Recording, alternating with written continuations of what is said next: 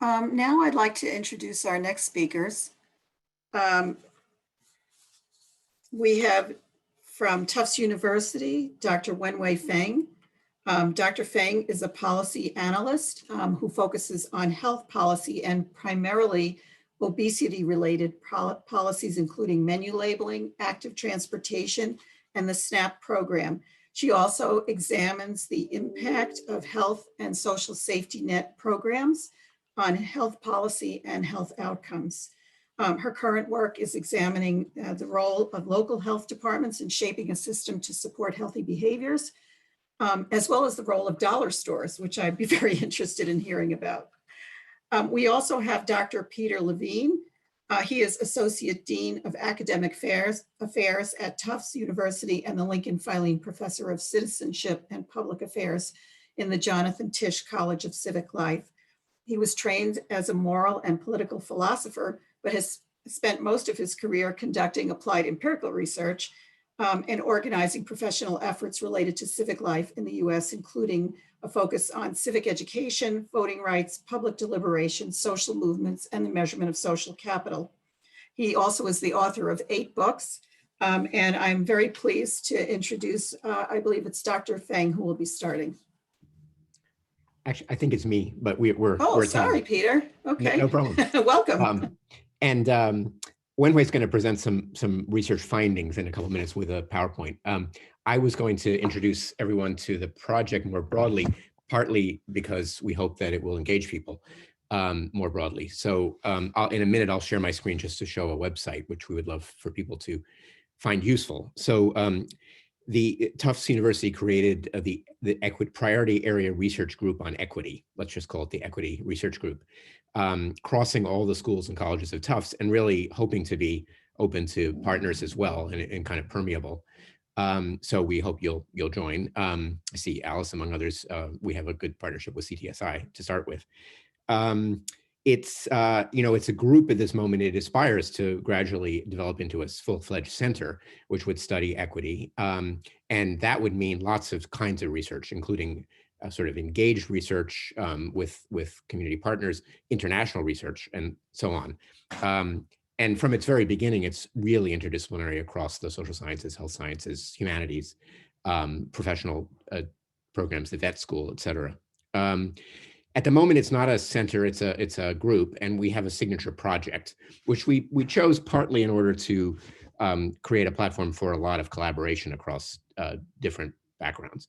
So the thing we chose to do was to run a survey, and actually to run it, so we're right now this week in the field with the second round of the survey. And it's a nationally representative survey of Americans, originally randomly selected by a firm called Ipsos. There are lots of random sample surveys in America going on, in fact, reported almost every day. But I would like to note a couple of things that are quite unusual about this. One is that Ipsos recruits people into a panel, and the agreement, they get paid, and the agreement is they take a lot of surveys. So Ipsos has a database of the survey responses from their panel that's quite extensive. And we treated that a little like the visit to the grocery store, and we bought 350 past variables from each individual. So we have so we asked our own survey. We asked a bunch of targeted questions. In the second round, we're asking a lot of questions about COVID vaccination, thanks to CTSI, which is helping with that. But we asked our own questions across a number of topics, but we bought 350 variables. So we know whether you have a gun in your house, whether you're a member of AFSCME, what TV stations you watch, who you voted for in the 2016 and 2020 election, and on and on and on.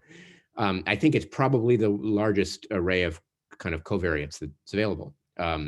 If anybody knows of a bigger one, I'd be curious. So that's one piece. It's also longitudinal. So although people do exit the sample, we are going back right now with a second panel, and a lot of the people were in the first one. So we're going to have even more variables for those people, because we'll be asking them overlapping set of questions about a year apart. So we'll know about change for those people. And then because 350 variables is not enough, we did something else with particularly the help of Laura Corlin and others from Tufts, we imported a lot of geospatial information. So we imported information about the communities in which people live.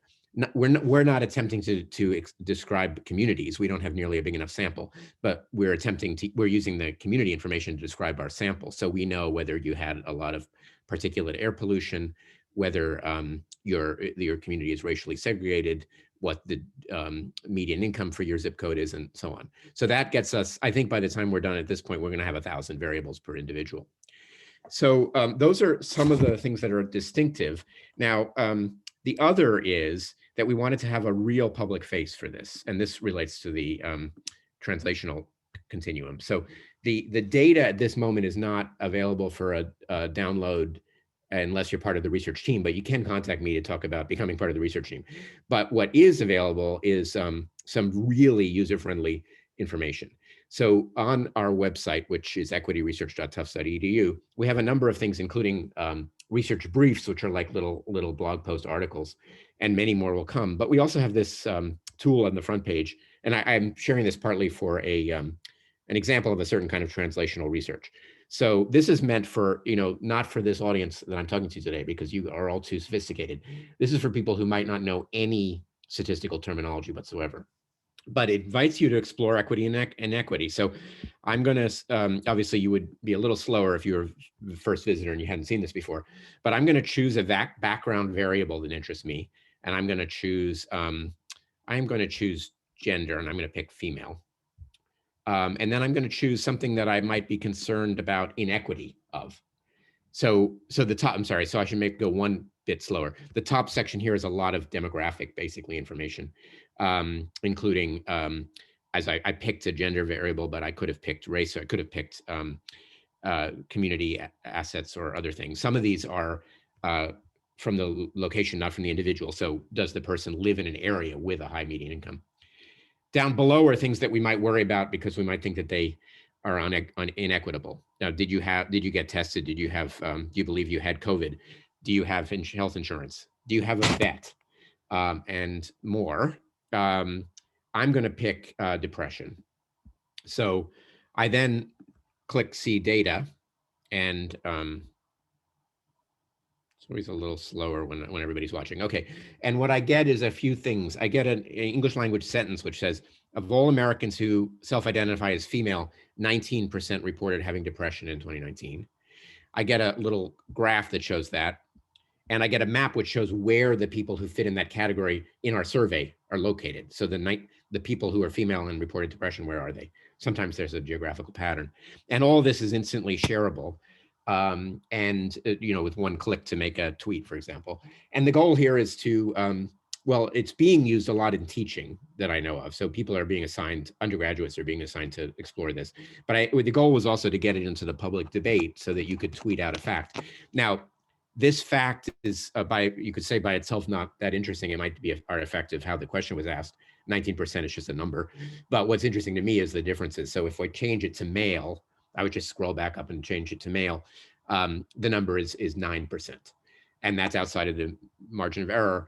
I'm not a specialist at all on mental health and gender. I don't know that. It doesn't surprise me, but I didn't know it. But it is a kind of a stylized fact that in our survey, women are considerably more than twice as likely to report depression. And so that would be then an opening, right, for undergraduates to talk about why, for a blogger or someone with a Twitter following to point out this fact and put it in some kind of context. And there are basically thousands and thousands of facts that you can generate from this.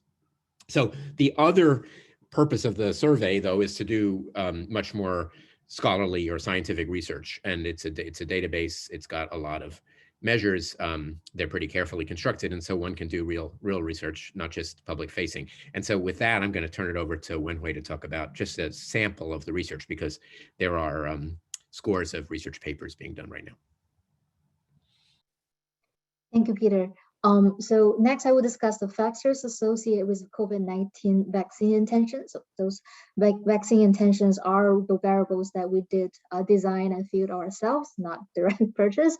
This is based on a cross-sectional survey among U.S. adults fielded in May to June 2020. This is our first round of survey results. Next, please. Next page, please.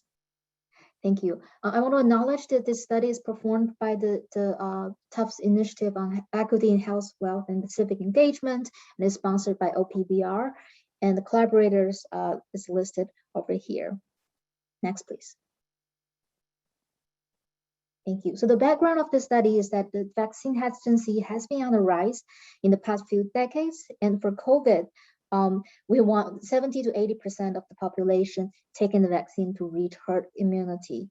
And this is happening in the current time and era that we face a group of challenges or factors, right? So a global pandemic, political polarization, xenophobia, Black Lives Matter movements, police violence, and meanwhile, the vaccine development is up and running in an accelerated pace. So combining all of those, what would be the things that really shapes individuals' intention to get vaccinated? So that's our research question. Next page, please. So our conceptual framework is that in addition to a personal characteristic, including the social determinants of health, there are three groups of key factors that we are interested in that we believe would shape individuals' intention to be vaccinated. Beliefs about vaccine safety and efficacy, normative beliefs about vaccination as an individual responsibility, as well as a collective responsibility, and also trust in public authorities. And in this study, we focus on these three key factors. Next page, please. Thank you.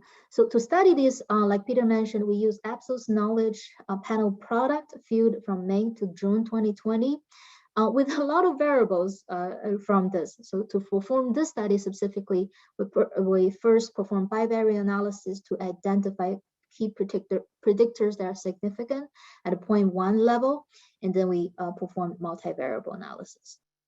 Next, please. So here is a sample characteristic. So I wouldn't go into details to save some time, but we applied sample weights to be representative of the US population. Next, please. So here is our main outcome variable of interest. So the question is, well, if you are being offered of the COVID-19 vaccine, are you going to take it? And we found 57% of the people who are willing to take it, and about a quarter of people who are not sure. So this is not quite there with this 70 to 80% threshold of reaching herd immunity. Next, please. Non-Hispanic Blacks are less likely to be willing to take the COVID vaccine compared to other race ethnic groups. Next, please. So now I'm going to talk a little bit about the bivariate findings more visually of our three key factors. So the first one is about a statement of most vaccines are safe and effective, and we show that statement to the respondents, and they can tell us how much they agree or disagree with this statement. And bars in colors shows people's intention of getting the COVID vaccine. As you can see that the individuals who are agreeing with the statement are much less likely to report that they are willing to take the COVID vaccine. The ones who disagree are more likely to say no to the COVID vaccine. Next, please. 1 minute. Thank you. Next one is more about normative beliefs about individual and collective responsibility for vaccination. Similar finding here, people who agree with individual and collective responsibility are more likely to take the vaccine, and vice versa. Next, please. The last visual is about trust in public authorities. People who do have more trust in public authorities are more likely to take the vaccine, and vice versa. Next, please. Thank you. I'm going to skip through the bivariate findings. In a nutshell, they show the patterns as we anticipated, and we are going to focus a little bit more on the multivariable findings. So can you go next and next, please? Thank you. This one. Yes. So there are two columns. First one is the people's intention to say yes to COVID vaccine comparing to no. And the second column is to say yes comparing to unsure. So we can see that people who are more agreeing to the statements of the vaccine safety and effectiveness, individual and collective responsibility of taking the vaccine, as well as the trust in public authorities, are more likely to report they are willing to take the COVID vaccine. Next, please. I'm going to skip the limitation. Can you go one more page, please? Thank you. So in conclusion, so if we do nothing, the uptake of the COVID-19 vaccine is less than ideal, right? So not enough to reach the herd immunity. So the interventions that we would suggest is to focus on the population that are young, with lower income and lower education, and those who are currently deliberating about whether they will take the COVID vaccine. And health communications should stress safety and efficacy of the vaccine, and also this altruism framing, right? So when you take the vaccine, you're not just protecting yourself, you're also protecting others. In addition, we also recommend public authorities to encourage vaccination and free vaccine. Next, please. Thank you. So Peter kind of give a little bit shout out to this. We're having our second round of survey that's being fielded next week. So we have 800 original panelists to be re-entering, and we also are going to oversample the Black Latinos so that we have a more diverse group of participants. In this round of the survey, we're going to explore a little bit more about racial discrimination, medical mistrust, belief in conspiracy theories, and parental willingness to vaccine their kids. I believe that's the last page. Thank you very much for the opportunity to share our research. Thank you very much, Dr. Feng, and also Dr. Levine. Chris, I don't know if we have questions. I'm not sure if there are any yet. I have a question, actually. I don't know if you mentioned this or not, but are any of your variables, either in the past survey or in the upcoming survey, looking at media exposure and news stories or social media consumption? And can you talk about that a little bit? Wenhui, you should weigh in too, but I would say more so the second in this new survey. I was a bit frustrated by a limited number of actually, just considering we had so many hundreds of variables, we don't really have the nuance on the media consumption in the first one. And it's a hard thing to measure because there's so many different media sources. But at this point, we have a good battery. And I would predict that, in the bivariate relationship, which news medium you trust will relate to this. I mean, it'll be interesting then to look at somewhat more subtle questions about which groups using which media. But anyway, and again, this is this new one is in partnership with CTSI, so that's been a great opportunity. Yeah, I want to just quickly add that we didn't have too many variables in the first round, but we definitely are going to have more in the second round. We do have etiology to some level of indicators. We performed for this vaccine, we performed stratified models of people's party affiliation, and the findings are consistent. I had a question also, Chris, if I could just ask a question. Sure. So some of the interventions that were proposed at the end are about giving, more accurate information or certain types of information. I wonder, in your second survey that's coming up, are you going to be collecting some variables that might allow you to model whether or not, people with more accurate information versus less accurate information compared to, let's say, providing financial incentives to get the vaccine, whether information is really going to be something that's more effective than, let's say, something that has nothing to do with information or less to do with information? When we might have a better answer, but we'll actually, I think at least we'll have a kind of classic regression model way of getting at that, because we'll have quite a few variables that are both about knowledge. The number of variables related to vaccination is quite high in this new survey. In fact, we used up most of the real estate of the survey on those questions. So there's a lot of knowledge questions and a lot of attitudinal questions. So I think one thing to do is a regression and just model which ones affected more. To the question from John Davis, we also are asking about which vaccines and where you are in the middle of the vaccine process. So we'll know if somebody got only the first dose, and we'll know which vaccine. Great. That saves me from asking that question. So you mentioned political affiliation, and Lisa Welch has a question.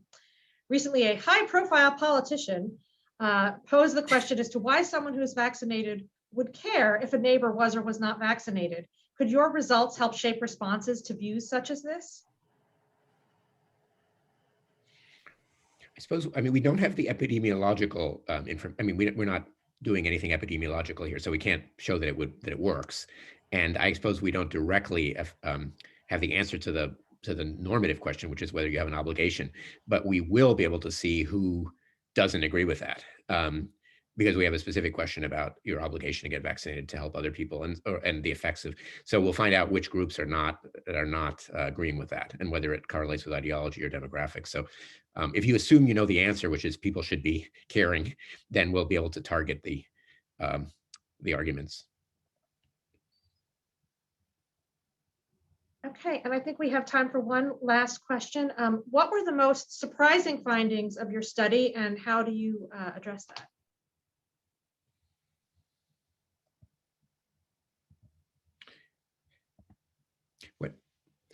I wonder, Wenhui, if you have sort of vaccine specific surprises. I wouldn't necessarily know because you're in more detail. I'm just going to use a moment to while you think about that to kind of give a shout out to other parts. So we aren't just studying vaccines, and we aren't just studying public health. We're also studying a range of other issues. So I just put a link to a brief about racial discrimination, and I think the results there are you know, I guess surprising unless you've been paying a lot of attention. And that is to say, the rates of racial discrimination are very high, and they're very high against Blacks. And the proportion of Black Americans who've had bad personal experiences with the police within a short amount of time is very high. And so I think that was probably the most dramatic set of findings. Thank you. I suppose I have a personal surprise finding, but it really doesn't really show too much about what a group thinks. So Justin, if you don't mind, I'll go back to the sample characteristic. Go back a few slides. Yeah, this page, perfect. Thank you. So I'm a little surprised with the employment status to see between the people who are working and not working, their pattern of their vaccine attitude is pretty consistent. And also we did not find a significant difference between working and not working. So that part was a little surprising to me, because at the time when we did the survey, it was May and early June of 2020. So at that time, people who are currently working are facing very different situation as we are looking at now, especially some of the essential workers who are out there. So it's a little surprising for me to see a similar findings, to similar patterns between working and not working, but it really doesn't say too much because there are different kinds of working status. But I do want to give a shout out to the lower take count. That is 2 slides before this. A lower willingness of being vaccinated by the African. I'm sorry, can you go back a little bit more to the 2. One more. This one. Thank you. I'm sorry, I'm giving you a hard time, Justin. So this is one that before really thinking too hard on this, I was not anticipate, but when I see the numbers, that really make a lot of sense about like the non-Hispanic Black group being historically historical reasons for them to be less willing to be vaccinated, and shows we really have a lot to do to really build the medical trust by all groups, especially the non-Hispanic Black group.